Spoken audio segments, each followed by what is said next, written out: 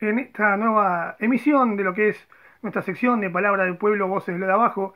que se conoce como Palabra de Historia, Voces Olvidadas. Haremos referencia a lo que fue el Viborazo, o el segundo Cordobazo, también denominado, y que ocurrió el 15 de marzo de 1971, hace exactamente un día anterior, 50 años de aquella huelga general convocada por la CGT en la ciudad de Córdoba, que se dio un 15 de marzo de 1971 y que fue la reacción del movimiento obrero organizado a lo que fue la designación del interventor militar José Camilo Uriburu por parte de la Revolución Argentina, que se encontraba gobernando de manera de facto el gobierno y el país aquí en esos años de los 70, ¿no? Esto generó una serie de huelgas generales y revueltas obreras que tuvo la característica de incorporar también en ese movimiento, además de los grandes sindicatos como Citram y Citrac, incorporó organizaciones armadas, esta vez de corte peronista y también de corte marxista. Esa fue la particularidad de este movimiento, que se conoció como el Viborazo, debido a que su imagen y su emblema fue una víbora, y que fue nada más y nada menos que el golpe de gracia de esa revolución argentina, ese gobierno dictatorial y de facto que manejaba los destinos de la Argentina en ese momento, y que desembocó en la convocatoria a elecciones del general Roberto Marcelo Levingston, que dejaba el gobierno debido a las presiones sindicales y a las presiones de los trabajadores y la situación social que se venía dando en este país en los años 70, ¿no? Así que esto es el programa especial que haremos de Palabra de Historia, Voces Olvidadas, sobre el Viborazo como el golpe de gracia a la dictadura de la Revolución Argentina y que desembocó en la caída del gobierno del general Marcelo Roberto Levingston. Así que vamos a ver el programa del día de hoy. El 2 de marzo de 1971, el dictador Roberto Marcelo Levingston designa como nuevo interventor de la provincia de Córdoba al dirigente conservador José Camilo Uriburu, que era un destacado miembro de la tradicional élite cordobesa y además era sobrino del ex dictador José Félix Uriburu,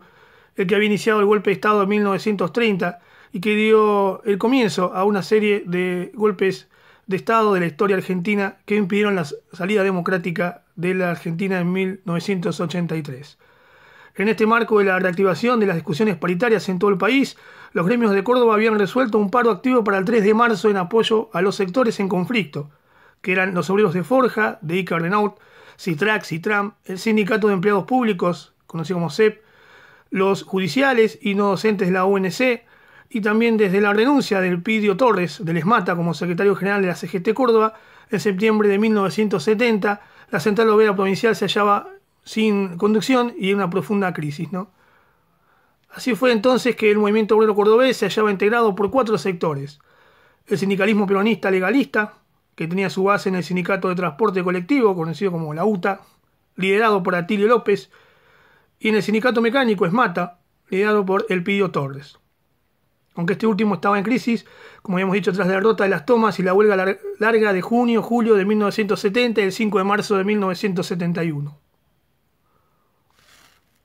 El sindicato peronista ortodoxo era otra corriente que tenía su base en el sindicato metalúrgico, la UOM, y que estaba liderado por Alejo Simo, y el sindicato de taxistas encabezado por Mauricio Labat.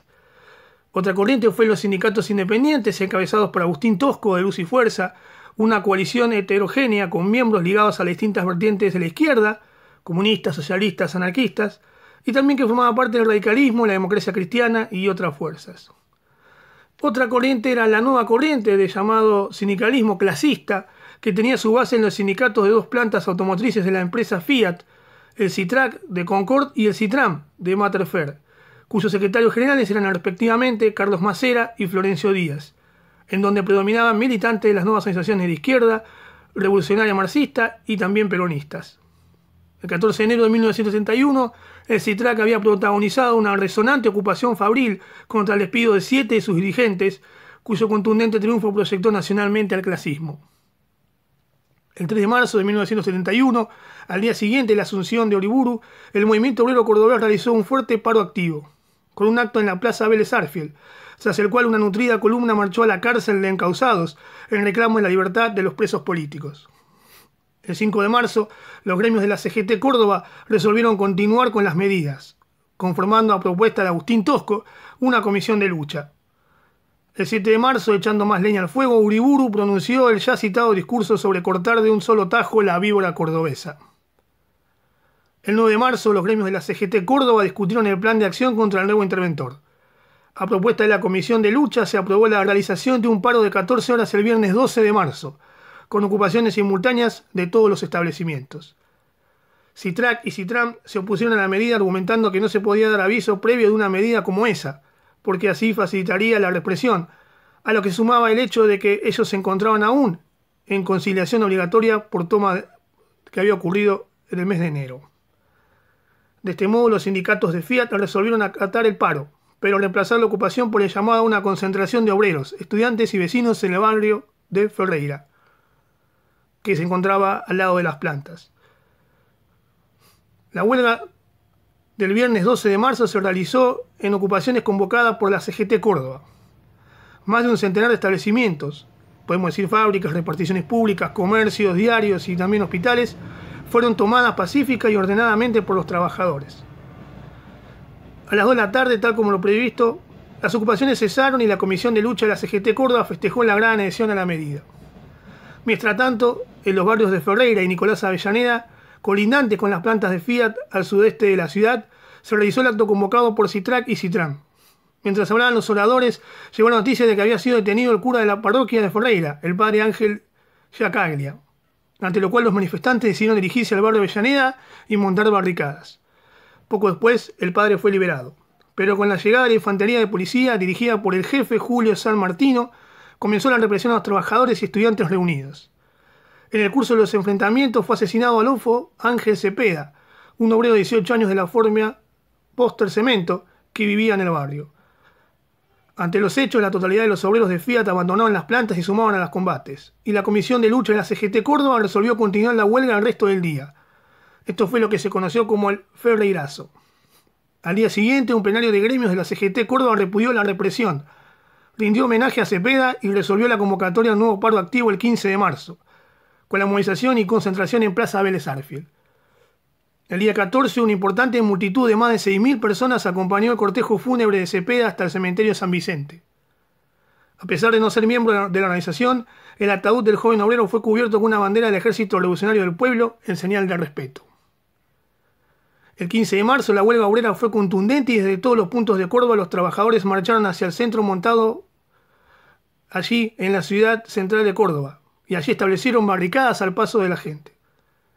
En medio de su trayecto, la columna proveniente de FIA se encontró con que el sindicato Luz y Fuerza, encabezado por Tosco, había tomado la central de PEC y el barrio de Villarrebol, lo que cuestionaron como una ruptura de los acuerdos de plenarios de gremios. Hacia el mediodía ya eran más de 12.000 las personas congregadas en Plaza Vélez Arfield, destacándose las columnas de Fiat, Ica Renault, IMA, Luz y Fuerza y Ferroviarios. Sin un equipo de sonido y con la mayoría de los miembros de la Comisión de Lucha de la CGT ausentes, los dirigentes de Citrac Citram, Carlos Macera y Florencio Díaz, tomaron la dirección del acto,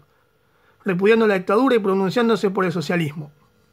En medio de los discursos, se desató una guerra de consignas y cánticos y la concentración terminó disgregándose. La mayoría marchó entonces a tomar distintas zonas de la ciudad y los barrios circundantes. Miles de personas a su paso fueron destruyendo postes, negocios, automóviles, carteles, empalizadas y todo lo que fuera útil para montar barricadas. Y el área de combate se extendió por 600 manzanas, especialmente en los barrios Clínicas, Villarrebol, Colón, Güemes, Santa Ana, Alto y Bajo Alberdi, Ferreira, Observatorio y Bellavista. La destrucción alcanzó negocios, empresas, edificios, gobernantes y varios supermercados. Fueron saqueados repartiendo la mercadería entre los vecinos. A diferencia del Cordobazo de 1969, fue visible la presencia y actuación de organizaciones armadas como el Ejército Revolucionario del Pueblo y las Fuerzas Armadas Peronistas. La represión policial coordinada por el jefe de Estado Mayor del Ejército, general Alcides López Saufranc, se complementó con la actuación de un grupo de élite de la Policía Federal traído desde Buenos Aires, conocido como la Brigada Antiguerrilla, al mando del comisario Alberto Villar. Los saldos de la jornada fueron más de 300 detenidos, una veintena de heridos y un nuevo muerto, Pablo Javier Basualdo, ordenanza del Colegio Manuel Belgrano. Por la noche, Uriburu felicitó a los efectivos de la Policía Federal por su eficacia en la tarea de desalojar a la víbora del barrio Clínicas, así la nombró, clásica área de residencia estudiantil y uno de los epicentros de las luchas del período. Uriburu consideraba que la cabeza de esa víbora maldita estaba entre los estudiantes en el barrio Clínicas, pero todavía advertía también que su peligrosa cola se paseaba por la zona industrial de Ferreira, donde era creciente el activismo de los obreros sindicalizados de Citrax y Tram. Pocas horas después, el dictador Levingston le pidió la renuncia y en su reemplazo fue designado el contraalmirante Elvio Gousten. Al día siguiente, La Voz del Interior, el diario cordobés de mayor tirada, publicó el irónico dibujo de Cognini que mostraba a la víbora comiéndose al interventor. El gobierno puso a los detenidos a disposición del Poder Ejecutivo Nacional, dictó orden de captura para los miembros de la Comisión de Lucha de la CGT e intervino a varios sindicatos, entre ellos Citrax y Tram y el Sindicato de Empleados Públicos, en el cual estaba Luz y Fuerza intervenido. El 18 de marzo, ante una nueva convocatoria a paro por los gremios de Córdoba, se dispuso la declaración de la ciudad como zona de emergencia bajo mando militar, profundizando la represión y persecución. Esto desembocó posteriormente en que fuera desplazado el dictador Levingston a causa de un golpe de Estado interno y tras su renuncia el 26 de marzo de 1961 asumió las riendas del gobierno nacional otro dictador, Alejandro Agustín Lanusse. Todo esto fue producto de lo que se produjo aquí en el segundo Cordobazo, como dijo Uriburu el Viborazo, y debido a que se